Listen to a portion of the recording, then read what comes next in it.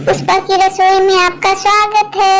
आज मैं आप लोग को अदरक, लौंग और इलायची की चाय बताने वाली हूँ, जो आपके सारे स्ट्रेस को दूर करेगा। देखिए, मैं सॉसपैन को चढ़ा दी। अब मैं ये जब पानी डाल रही हूँ 1 कप। अगर 1 कप चाय बनाना है तो आधा कप पानी डाल दें। और ये जो अदरक है इसे ग्रेट करके डालना है, इससे टेस्ट और भी अच्छा बन जाता है चाय का।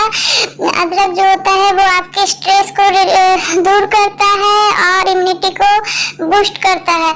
ये है तुलसी पत्ता, 2 से 3 छोटी इलायची, 2 से 3 लौंग। इसे डाल दे पानी में और इसे अच्छे से बॉयल होने दें। इन सभी चीजों से आपके जो काफी रिलैक्स होगा इसका चाय पीने से, क्योंकि और आपका जो सर्दी खांसी है वो भी दूर होगा। बहुत ही अच्छी चाय है। जब बॉयल हो जाए तो 1 बड़ी चम्मच मैंने चाय पत्ती डाल दी और मैं चीनी डाल रही हूँ अपने टेस्ट अनुसार। अगर आपको मीठा पीना है तो ज्यादा डाले, मैं कम पीना है तो कम डाले। उसके बाद आधा कप दूध डाल दे, ठीक है।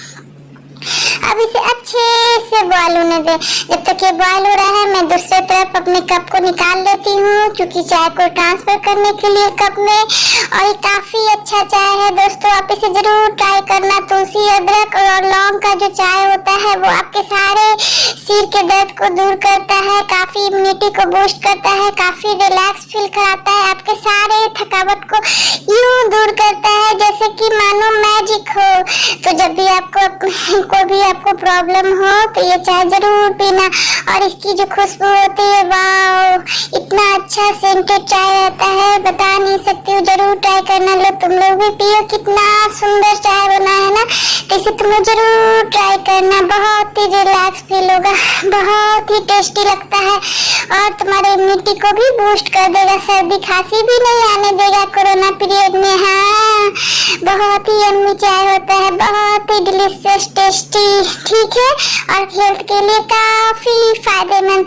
तो अगर पुष्पा की ये चाय रेसिपी अच्छी लगी तो सब्सक्राइब कर देना, लाइक कर देना और शेयर कर देना।